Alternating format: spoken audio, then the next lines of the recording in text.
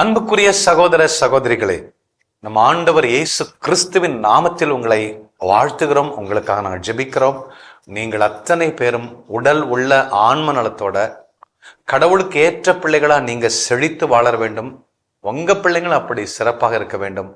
உங்க பிள்ளைகளின் பிள்ளைகளும் கடவுளுடைய பிள்ளைகளாய் செழித்து ஓங்க வேண்டும் என்று சொல்லி உங்களுக்காக நாங்கள் ஜெபிக்கிறோம், வாழ்த்துகிறோம். அன்பானவர்களே, கடந்த வாரம் நாம் தியானித்தோம். பழைய இத்துப்போன பொல்லாத நிகழ்ச்சிகளை குறித்து தியானித்து அதிலே வாழ்ந்தோன்னு சொன்னா எதிர்காலத்தை குறித்து நமக்கு ஒன்றும் தெரியாம போயிடுவோம். பழைய காரியங்கள்ல நாம் கட்டப்பட்டிருக்கிறோம். அப்ப கட்டப்பட்டிருக்கிற பொழுது புதிய ஆசீர்வாத வாழ்க்கை நம்மளால பார்க்க முடியல அப்படிங்கிறத பல்வேறு நான் நிகழ்ச்சிகள் வழியாக உங்களுக்கு சொன்னேன். அதிலே நாம் தொடர்ந்து நாம் தியானிக்க போகிறோம். லூக்கா எழுதிய நற்செய்தி 9வது அதிகாரம் 62வது வசனம் இப்படி சொல்லுகிறது. கலப்பையில் கை வைத்தவன் திரும்பி பார்த்தானாக்க அவன் இறையாட்சிக்குள் நுழைவதற்கு தகுதி இல்லை அப்படிங்கிறார். கலப்பை ஏற ஓட்டுறான், அவன் திரும்பி பார்த்தானா அந்த கொழுவு போய் மாட்ட முட்டும், அல்லது அந்த ஓட்டுற அந்த ஸ்ட்ரெயிட்னஸ் கிடைக்காது. எல்லாமே மோசம் பாருங்க. அவன் ஏற ஓட்டத்துக்கு லாய்க்கில்லை, அப்போ வாழ்றதுக்கு லாய்க்கில்லை பாருங்க. இன்னைக்கு கேட்டுக்கொண்டிருக்கிற அன்பு சகோதர சகோதரிகளே, 90% of the people are living like this. 90 விழுக்காடு மக்கள் இப்படிதான் பழசிலே வாழ்ந்துதான் அது ஒரு பயந்தாங்குழியா அல்லது கோழையா அல்லது தேவையில்லாத கோபத்தை வெளிப்படுத்துற பிள்ளையா, அதிக உணர்ச்சிகள் நிறைந்த பிள்ளையா, எதுக்கெடுத்தாலும் இமோஷனல் ஆகக்கூடிய பிள்ளைகளா வாழ்ந்துகிட்டு இருக்கோம்னா முற்கால நிகழ்ச்சியிலிருந்து விடுதலை பெற முடியல. அதை பெறணும். அன்பான சகோதர சகோதரிகளே, அப்போ நான் ஒரு 5 மனநிலை நான் உங்களுக்கு சொல்லுகிறேன். அதுல ஒன்றொன்றில் எந்த மனநிலையில் நீங்கள் வாழுகிறீர்கள் என்று நீங்க உங்களை சோதித்தறியுங்கள். ஒன்று, இந்த உலகத்துல வாழ்றவங்க தொழில் செஞ்சாலும் சரி, திருமணத்துக்கு போனாலும், எந்த வேலை செஞ்சாலும் ஒரு ஆர்வமற்றவர்களா, ஒரு விரக்தி உள்ள பிள்ளைகளா வாழ்றாங்க. Lack of interest, lack of feeling. இது உலக அளவையில எடுத்த சர்வேல நான் சொல்றேன். ஒரு வாத்தியார் மியூசிக் சொல்லி கொடுக்குறாரு, அதுல ஒரு ஆர்வம் இல்லாம ஏதோ பணத்துக்காக சொல்லி கொடுத்தாருன்னா அங்க சரியான ஒரு விடுதலை இல்லைன்னு அர்த்தம். ஒரு இன்ஜினியர் ஏதோ கட்டிக்கிட்டு இருக்கிறாரு, ஒரு ஆர்வத்தோட ஒரு பேஷனா அதை கட்டலன்னா அங்க ஏதோ பிரச்சனை இருக்குன்னு அர்த்தம். அப்போ lack of interest, lack of feeling. அங்க ஒரு உணர்வு இல்ல, உணர்ச்சி இல்ல, ஒரு ஆர்வம் இல்ல. ஆர்வம் இல்லாம வாழ்ந்துட்டு இருப்பாங்க பாரு. ஆர்வம் இல்லாம சமைப்பாங்க. ஏதோ இன்னைக்கு நான் புருஷன் பொண்டாட்டியா இருக்கிறப்ப ஏதோ சமைச்சு தொலையணும் அப்படின்னு ஆர்வமற்ற ஒரு வாழ்க்கை பாருங்க. அதுதான் பழசு உங்க வாழ்க்கையில மிகப்பெரிய வேலை செய்து கொண்டு இருக்கிறது. ஏனென்றால் அப்படி ஆர்வமற்றவர்களாக இருக்கிறோம் என்று சொன்னால் நம்மளுடைய பொறுப்பு. சில பிள்ளைங்களுக்கு பார்த்தீங்கன்னா திருமணத்துக்கு வரும்போது கூட ஆர்வமற்றவர்களாக வருவாங்க. ஐயோ, குழந்தை பிறக்குமா, நான் செத்துட்டேனா, அல்லது கல்யாணம் ஆயிடுச்சுன்னா நான் எப்படி 2 பேருக்கு சம்பாதிக்க முடியும், என் பிள்ளைக்கு சம்பாதிக்கணுமே, இப்படி எதிர்காலத்தை குறித்த சில அவநம்பிக்கை வருது. நீங்க பழைய இத்துப்போன வாழ்க்கையில் வாழ்ந்தீர்கள் என்று சொன்னார். பழசு அம்மா செத்துட்டாங்க, அக்கா செத்துட்டாங்க, ஏன்னா அப்படி பேசிட்டாங்கன்னு சொல்லி பழைய வாழ்க்கையை நம்ம மனசுல வைக்க என்ன ஒன்னா எதிர்காலத்தை குறித்த அவநம்பிக்கை, எதிர்காலத்தை குறித்த பயம், எதிர்காலத்தை குறித்த கலக்கம் அப்படிதான் வருமே தவிர அதனால ஒரு பிரயோஜனம் இல்லை.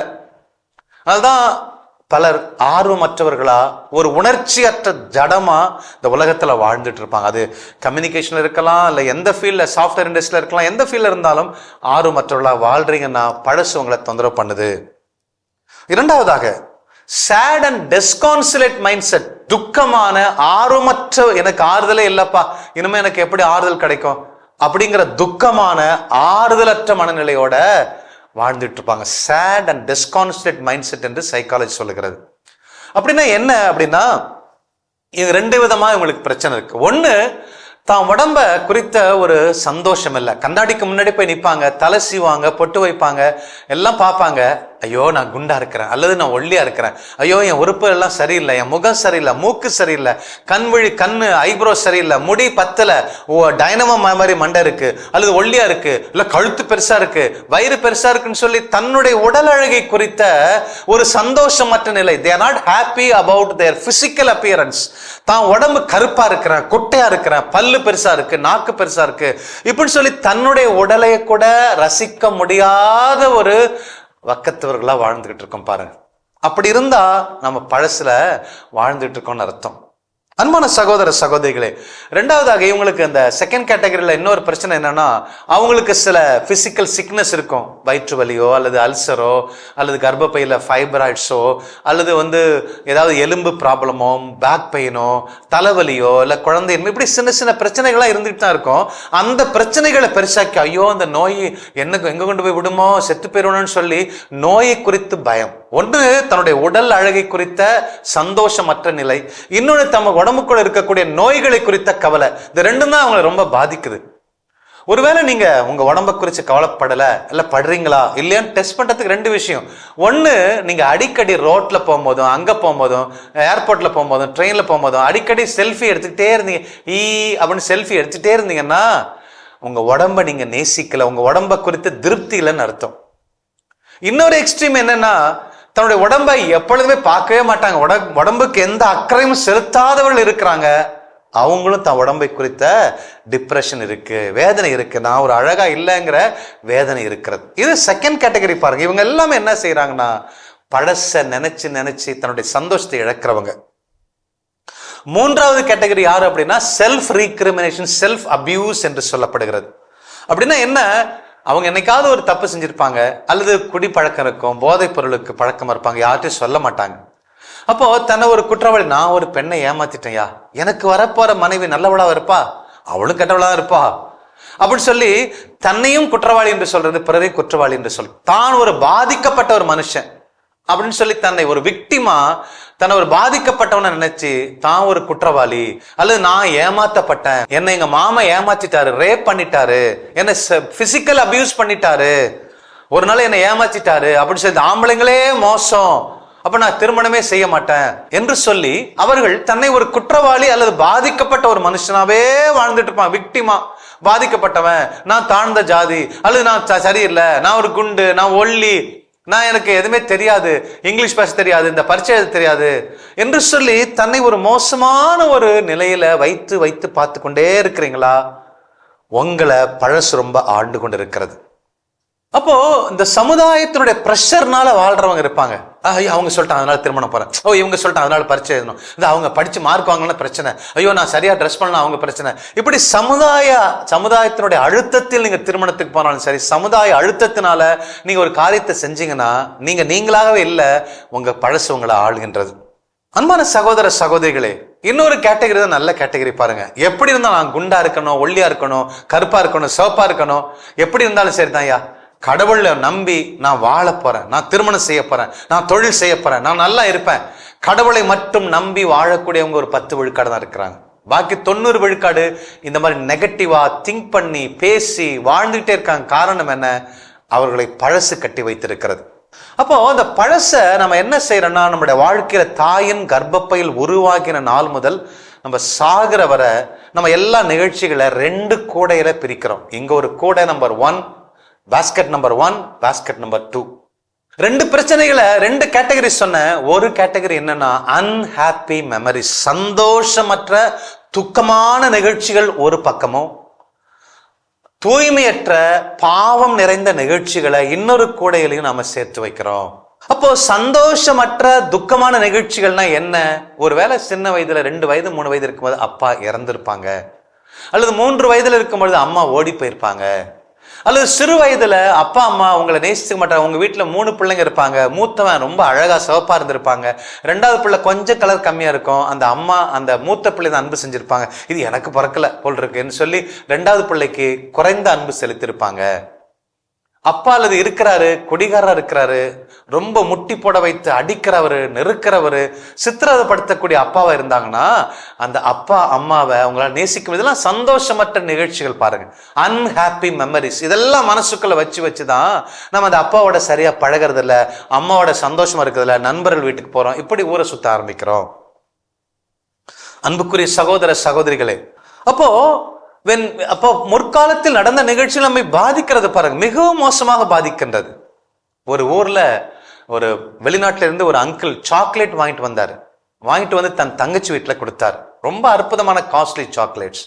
அப்ப தங்கச்சி வீட்டுல 2 பிள்ளைங்க இருந்தாங்க, 2 பெண் பிள்ளைகள் இருந்தார்கள். ஒன்று 5வது படித்தால், இன்னொன்று 10வது படித்தாள். அப்போ 2 பேரும் சொன்னாங்க, டேய் மாமா நிறைய சாக்லேட் வாங்கிட்டு வந்திருக்காங்க, நாளைக்கு காலைல 7 மணிக்கெல்லாம் ஹோம்ஒர்க் பண்ணிட்டு 7 மணிக்கெல்லாம் ஆல்டர்ல வந்து ஜெபிக்கணும், 7:05க்கு நீங்களாம் முடிச்சாதான் உங்களுக்கு சாக்லேட் சொல்லி 2 பாஸ்கெட்ல இதுல 3 சாக்லேட் இதுல 3 சாக்லேட் வச்சிருந்தாங்க. அப்ப சின்ன பெண் என்ன பண்ணா, சீக்கிரமா வேகமா போய் பல்லு விளக்குனா, குளிச்சா, எல்லாம் பண்ணா, ஹோம்ஒர்க் பண்ணா, நேரா கரெக்டா 7 மணிக்கு ஆல்டர்ல உட்காந்து ஜெபிச்சா, 7:03க்கெல்லாம் முடிச்சுட்டா. முடிச்ச உடனே தன்னுடைய பாஸ்கெட் திறந்து அந்த சாக்லேட்டை சாப்பிட்றா. ரொம்ப டேஸ்டா இருக்கு, இதுவரை அந்த சாக்லேட் சாப்பிட்டதே இல்லை. உடனே அக்காவுக்கு என்ன இருக்குன்னு பாடி திறந்து பார்த்தா அதுல வேற ஒரு விதமான சாக்லேட்ஸ் அருமையா இருந்துச்சு. அதை ஒன்னு எடுத்து பிரிச்சு சாப்பிட்டா அதுல ஒயின் டிராப்ஸ் எல்லாம் இருந்துச்சு. அவளால் நாக்க கட்டுப்படுத்த முடியல. 2, 3 அக்காவுடைய 3 சாப்பிட்டுட்டா. இப்ப அக்கா வராங்க, பேக் எல்லாம் போட்டு 7 மணிக்கு 7:03க்கு வராங்க. அதுக்குள்ள இவன் சாப்பிட்டு முடிச்சிட்டாங்க. நக்கி பாக்குறதுக்கு பேப்பர் கூட கிடையாது. இப்ப அக்கா வந்து கேட்கறாங்க, எங்கடி என் சாக்லேட்? பிரேயர் பண்றாங்க, முடிச்ச உடனே திறந்து பார்த்தா சாக்லேட்டுக்காக ஜெபிக்கிறாங்க. சாக்லேட் காணோம். நான் தான் அக்கா சாப்பிட்டேன். கூப்பிடுறா, தங்கச்சி கூப்பிடுறா, ஓங்கி அரைகிறா, உதைக்கிறா, தான் ஷோல்டர் பேக்கை ஷோல்டர்ல இருந்து எடுத்து தூக்கி போடுற, நான் ஸ்கூலுக்கு போக முடியாது சொல்லி போய் அக்காக்காரி கோச்சிக்கிட்டு போய் ரூம்ல போய் தாழ்த்து கொள்கிறாள். இதை பார்த்த அம்மா, ஐயோ மூத்த மகளாச்சே, முதல்ல பிறந்த பிள்ளையாச்சே, பாசம் ஜாஸ்தியாச்சுன்னு சொல்லி 8 சாக்லேட், அருமையான சாக்லேட்டை தட்டுல வச்சு, டே சசிகலா வெல்லவா, சசிகலா வெல்லவா, சசிகலா வெல்லவான்னு சொல்லி கதவை தட்டிக்கிட்டே இருக்காங்க. அந்த பாப்பா, என் தங்கச்சி என்னை ஏமாத்திட்டா, தங்கச்சி என்னை ஏமாத்திட்டான்னு சொல்லி முற்காலத்தில் நடந்த அந்த நிகழ்ச்சியை நினைச்சு நினைச்சு நினைச்சு கதவை உள்ள தட்டிக்கிட்டு திறக்க மாட்டேன்னு சொல்லி உள்ளுக்குள்ளே அழுது புலம்பிக்கிட்டு இருந்தா. அந்த 8 சாக்லேட்டை சாப்பிட முடியுமா? இதுதான் இன்றைக்கு நம்முடைய மனநிலை, உண்மையான நிலை. அந்த புதிய சாக்லேட்டை சாப்பிட முடியாம அன்னைக்கு ஏமாத்திட்டான், அவன் சித்தப்பா ஏமாத்திட்டான், பெரியப்பா ஏமாத்திட்டான், மருமக ஏமாத்திட்டான், என் அண்ணன் முதல குத்திட்டான்னு சொல்லி பழச நினைத்து நினைத்து நினைத்து கதவை திறக்காமல கதவை பூட்டி வைத்திருக்கிறோம். ஆசீர்வாதங்களை சாப்பிட முடியல. இதைத்தான் எசையா சொல்றாரு 43:18. முற்காலத்தில் நடந்த நிகழ்ச்சிகளை நினைக்காத, புதிய ஆசீர்வாதம் கடவுள் வச்சிருக்கிறாரு, இதை சாப்பிடு, என்ஜாய் பண்ணு, just take as a lunch அப்படிங்கிறாரு. பழைய முற்காலத்தில் நடந்த நிகழ்ச்சிகளை வாழ்ந்துட்டு இருந்தாலும் விடுதலை இருக்காது. இது அன்ஹாப்பி மெமரிஸ். அப்புறம் நான் சொன்ன தூய்மையற்ற மோசமான அன்ஹோலி மெமரிஸ், பாவம் நிறைந்த தூய்மையற்ற சில நிகழ்ச்சிகள் நம்ம செஞ்சிட்டு இருக்கோம் பாருங்க. அது இன்னொரு இடத்துல ஸ்டோர் பண்ணிக்கிறோம்.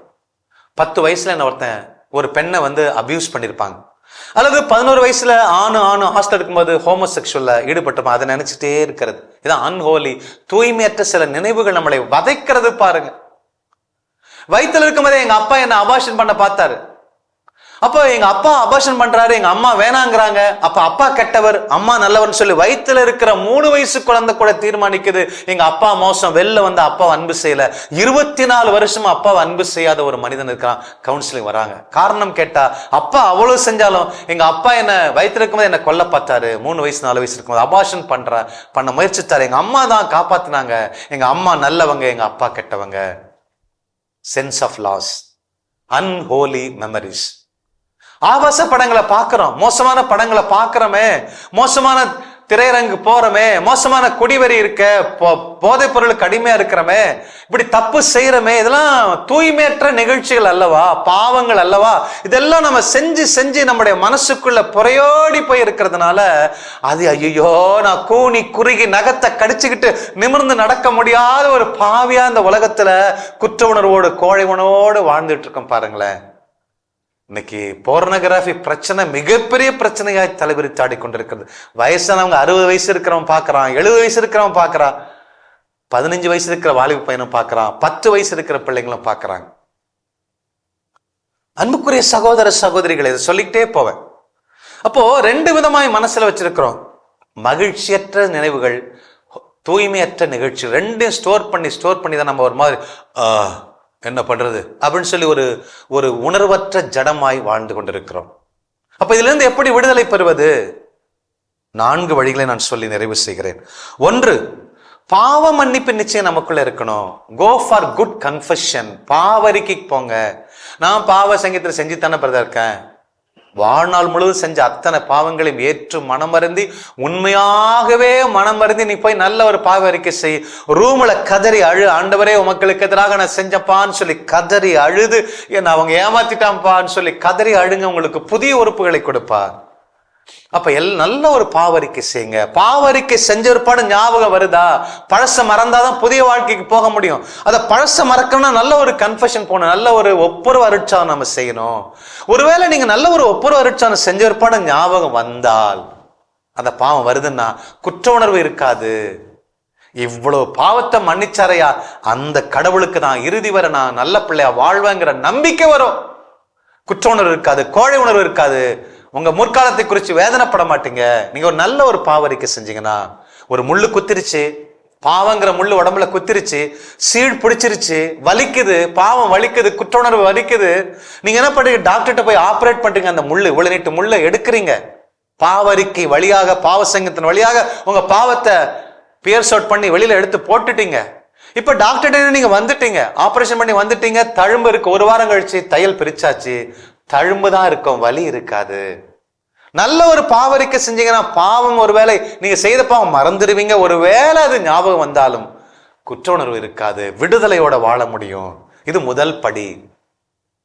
அடிக்கடி ஒப்புரவு செய்யுங்க, ஒப்புரவு திருவருட்சானம் போங்க, மாசம் ஒரு முறை செய்யுங்க, டெய்லி கடவுளோட செய்யுங்க. தினந்தோறும் காலையிலும் இரவும் நீங்க ஒப்புரவு செஞ்சுக்கங்க கடவுளோட. ஒன்று.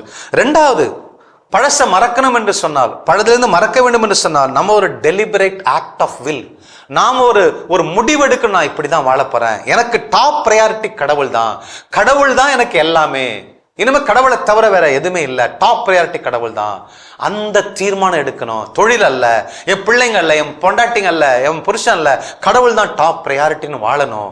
அப்படி வாழும் பொழுது பாத்தீங்கன்னா பழச மறக்க முடியும். இப்போ உங்க மனைவி ஒரு தப்பு செய்யறா, மன்னிக்கணும், மன்னிக்க முடியல. கடவுள் என்ன சொன்னாரு, மன்னிக்க சொல்லிட்டாரு. என்ன தப்பு செஞ்சாலும் மன்னியா அப்படிங்கிறாரு. அப்போ நான் மன்னிக்கிறேன் பாருங்க, கடவுளுக்கு டாப் ப்ரையாரிட்டி கொடுக்குறேன். அப்ப எனக்கு பழசு, மனைவி செஞ்ச பழசு வராது. அப்போ மன்னிக்க மன்னிக்க மன்னிக்க, கடவுளை மையப்படுத்தி பிறர் பொருளை திருடக்கூடாது, அதான் வாழ்க்கை பாருங்க. அப்படி எல்லாத்துக்கும் கடவுளை மையப்படுத்தி வாழுகிற பொழுது that will eclipse all your past worst memories. கடவுளை மையப்படுத்தி வாழுங்க. கடவுள் என்ன சொல்றா அதுதான் செய்யணும். அப்ப அதுல உங்க மைண்ட் ஃபுல்லா ஆக்குப்பை ஆயிரும், பழசை யோசிக்க மாட்டீங்க. மூன்றாவதாக பாருங்க, உங்களுடைய பெர்செப்ஷன், சிந்தனை மாறணும். உங்கள் செயல்ல ஒரு தீர்மானம் எடுக்கணும். நான் ஒன்னும் பாதிக்கப்பட்டவன் அல்ல, நான் ஐம் நாட் எ விக்டிம், நான் பாதிக்கப்பட்டவன் அல்ல, நான் ஒரு பாவி அல்ல, நான் ஒரு மோசமானவன் அல்ல அப்படின்னு நினைக்கணும். நீங்க ஒரு ஜெயிக்க வேண்டிய பிள்ளை. விக்டிம் பொசிஷன்ல இருந்து வின்னிங் பொசிஷனுக்கு நீங்க வரணும். ஜெயிக்கக்கூடிய இடத்துல நான் இருக்கிறேன், நான் தோத்து போகிற பிள்ளை அல்ல, சாக வேண்டிய பிள்ளை அல்ல, நான் ஜெயிக்க வேண்டிய பிள்ளை. என்னால இவ்வளவுதான் முடியும், இவ்வளவுதான் முடியும் நினைச்சிடாதீங்க. எத்தனை நாட்கள் இஸ்ரவேல் மக்கள் பயந்திருந்தாங்க, கோலியாத்துக்கு பயந்து பயந்து பயந்தாங்களே இருந்தாங்க. ஆனா இவர், நான் பயந்தாங்களே அல்ல, பாதிக்கப்பட்டவன் அல்ல, நான் ஜெயிக்க வேண்டியவன், கடவுள் என்னோட இருக்கிறாரு. என் வாழ்க்கையில நான் கல்யாணம் பண்ணி ஒரு மாமியார் வீட்டுக்கு போற ஒரு பெண்மணி தனியா போகல, கடவுள் உங்களோட வளராரு. ஆகவே வீட்டை விட்டுட்டு வந்துடாதீங்க, அந்த வீட்டுல ஒளி விளக்கேத்துங்க. மாமியார் மருமக எப்படி மோசம், உங்க மாமியாரோ உங்க மாமனாரோ மோசமா இருந்தாலும் அந்த வீட்டுல குத்து விளக்கேத்துங்க, டெய்லி ஜெபிங்க, அந்த வீடு மாறும். ஒண்ணுமே பிரச்சனை இல்லைன்னா நீங்க எதுக்கு அந்த வீட்டுக்கு போகணும்? கடவுள் ஊழியத்தை கொடுத்து உங்களுக்கு அனுப்புகிறார். அன்புக்குரிய சகோதர சகோதரிகள், இறுதியாக ஒன்றை சொல்றேன், பழசு உங்களை மறக்கணும். உங்களை அபியூஸ் பண்ணிட்டாங்க, உங்களை வேதனைப்படுத்திட்டாங்க, உங்களை ஒதுக்கிட்டாங்க, உங்களை சிதைத்து விட்டார்கள் என்று நீங்க சொல்லிக்கொண்டே உங்களை ஏமாத்திட்டாங்கன்னு சொன்னா, ஆடை இல்லாம சிலுவையில கொல்கத்தா மலையில அங்க கடந்தார இயேசு கிறிஸ்து, அவரோட நீங்களும் பாடுகளை அனுபவிக்கிறத நினைச்சுங்க. ஒவ்வொரு நாளும் கடவுளுடைய பாடுகளை தியானிங்க. Kindly meditate upon the passion, the integrity, the love of God, கடவுளுடைய அன்பை, அவருடைய நீதி நேர்மை, அவருடைய நம்பிக்கை தன்மையை, கடவுள் உனக்கா எனக்காகப்பட்ட பாடுகளை தியானிக்க தியானிக்க தியானிக்க தியானிக்க கடவுள் மேல உனக்கு அன்பு வந்துடும், பழசு சுத்தமா மறந்து போயிடும். ஆகவே அன்புக்குரிய சகோதர சகோதரிகளே, நன்றாக ஒரு தீர்மானத்தை எடுத்துக்கொள்ளுங்கள். பழசு நீங்க மறக்கலன்னா புதிய ஆசீர்வாதத்துக்குள் நுழையவே முடியாது, நுழைஞ்சாலும் அதை அனுபவிக்க முடியாது. ஆகவே பழச மறக்க வேண்டும். அதற்கு கடவுளை அணுகுங்கள், கடவுள் உங்களை விடுவிப்பார். மிகப்பெரிய வல்லமையுள்ள கருவிகளாய் வாழ முடியும். God bless. கிறிஸ்து இயேசுவில் அன்புக்குரியவர்களே, இந்த நாளிலே நாம் எந்தெந்த நிலைகளெல்லாம் கட்டப்பட்டவர்களாக வாழ்ந்து கொண்டிருக்கிறோம் என்பதை குறித்து ஒரு தெளிவான விளக்கத்தை ஆண்டவர் நமக்கு சகோதரர் வழியாக கொடுத்தார். எப்படியெல்லாம் நம்முடைய பயத்தினாலே, நம்முடைய பிசிக்கல் அப்பியரன்ஸை குறித்து ஒரு திருப்தி இல்லாததுனால, இல்ல மற்றவர்களை கம்பேர் பண்ணி வாழ்றதுனால இல்ல மற்றவங்களுக்காக நான் வாழ்ந்தாகணுமே கட்டாயத்துல வாழ்றதுனால என்று சொல்லியெல்லாம் பல்வேறு நிலைகளிலே நாம் கட்டப்பட்டவர்களா இருப்பதனால ஒரு சந்தோஷமான ஒரு விடுதலையான வாழ்வை நாம் அனுபவிக்கிறதே இல்லை. ஏதோ ஒரு சுமையை சுமந்து கொண்டு வாழ்க்கையில் நடந்து கொண்டிருக்கிற ஒரு விடுதலையான ஒரு மகிழ்ச்சியான வாழ்க்கையே இல்லை. ஆனா ஆண்டவர் சார் எப்பொழுதும் மகிழ்ச்சியா இருங்க, இடைவிடாம ஜெபியுங்க, என்ன நேர்ந்தாலும் நன்றி கூறுங்கள், இதுதான் நான் உனக்கு என்ன வைத்திருக்கிற திருவுளம் என்று சொல்கிறார். Rejoice, again I say rejoice என்று சொல்கின்றார். எப்படி நம்மால அப்படி வாழ முடியலையே? நம்ம கட்டப்பட்டவர்களாக சோகத்துல தானே இருக்கிறோம், அனுதாபத்துக்குரியவன் நான் என்று சொல்லி வாழத்தானே நம்ம நினைச்சு கொண்டிருக்கின்றோம். பழச நினைச்சு நினைச்செல்லாம் வாழ்ந்து கொண்டிருக்கிறோம். ஆண்டவர் நமக்காக வைத்திருக்கிற புதிய வாழ்க்கையின் ஆசீர்வாதங்களை நாம் அதை நுகர்ந்து கூட பார்ப்பதில்லை. ஏனென்றால் நாம் கடவுளுடைய படைப்பு, அவர் என்னோடு வாழ்கிறார் என்பதை நாம் அறியாமல் உணராமல் ஏற்றுக்கொள்ளாமல் வாழ்ந்து கொண்டிருக்கிறோம். நாம் எரேமியாவின் புத்தகம் 1வது அதிகாரம் இறுதி வாசனையை சொல்லுகிறோம், நான் உன்னோடு இருக்கிறேன். எதுக்குன்னா உன்னை விடுவிக்க நான் உன்னோடு இருக்கிறேன் அப்படிங்கிறார். I am with you to deliver you அப்படிங்கிறார். உன்னை விடுவிக்க நான் உன்னோடு தான் இருக்கேன், நான் எங்கேயோ இருக்கிறேன் இல்ல. அதே போல நம்ம மத்திய நட்சத்திர இறுதி வசனத்துல பார்க்கிற இயேசு கிறிஸ்து சொல்றாரு, இதோ உலகம் முடியும் வரை நான் என்னாலும் உங்களோட இருக்கிறேன். எதுக்காக? நீ ஒரு சுதந்திர பறவையா சந்தோஷமா நான் கொடுக்கிற விடுதலை பிறருக்கு கொடுக்கும்படியாக நான் உன்னோடு இருக்கிறேன் அப்படிங்கிறார். பரிசுத்த ஆவியான உன்னோடு இருக்கிறார், உன்னோடு கூடவே இருக்கிறார், உனக்குள்ள முன்னோடும் இருக்கிறார். இப்படியாக மூவரு தேவன் நம்மோடு கூட இருப்பது எதுக்குன்னா நாம விடுதலையா வாழணும், பிறருக்கு விடுதலை கொடுக்க. நாம ஏன் இனிமேல் கண்ணீர் சிந்தணும்? அவர் நம்மை காண்கிற கடவுள் அல்லவா? நம்ம இருக்கிற நிலையில் நம்மை காண்கிற கடவுள். அதே நேரத்துல அவரை நம்பி நாம் எழ வேண்டும் என்று சொல்கிற கடவுளாய் அவர் இருக்கின்றார். ஆகவே உன்னை காண்கிறார் யெகோவா ஈரே, உன்னை காண்கிற கடவுள் உன்னோடு கூட இருக்கின்றார். ஆகவே நம்பி இந்த பாடலோடு உன் வாழ்க்கையை ஒப்பு கொடுத்து விட. பழசு மறந்து போகட்டும், பழசு எல்லாம் இத்து போன காரியங்கள் எல்லாம் இந்த நாளோடு மண்ணோடு மண்ணாய் மாறி போகட்டும். நீ ஒரு புதிய படைப்பாய் கடவுளோடு கரம் பற்றி எழுந்து பிறரை விடுவிக்கிற ஒரு படைப்பாய் எழுந்து சொல்லி, மகனே மகளே வாருங்கள் பாடி ஆண்டவரை ஆராதிப்போம்.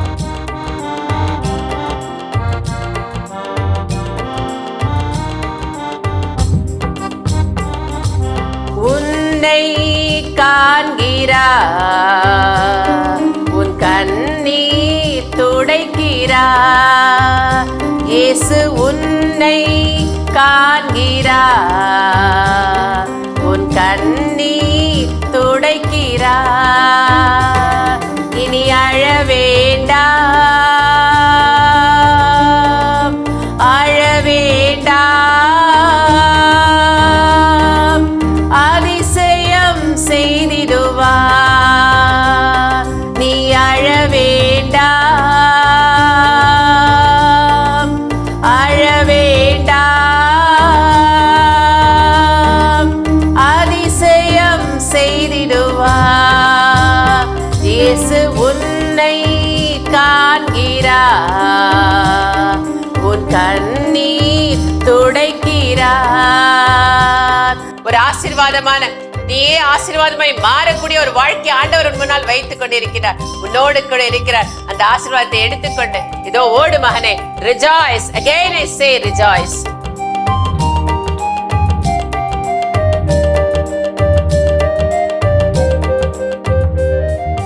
நோய் நொடியில் வாடுகின்ற உன்னை காண்கிறார், நோய் நொடியில் வாடுகின்ற உன்னை காண்கிறார்.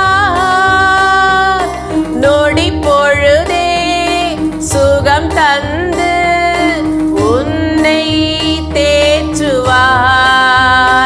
இந்த நொடி பொழுதே சுகம் தந்து உன்னை தேற்றுவார். இனி அழ வேண்டாம், அழ வேண்டாம், அதிசயம் செய்திடுவார். இயேசு உன்னை காண்கிறார், உன் கண்ணீர் துடைக்கிறார். எனக்கு எதுவுமே இல்லை, நான் வளர்வதற்கு ஏதுவான சூழ்நிலை இல்ல, என் சூழ்நிலைகள் எல்லாம் மோசம், எதுவுமே வாய்ப்பே இல்லை என்று சொல்கிறாள் மகளே.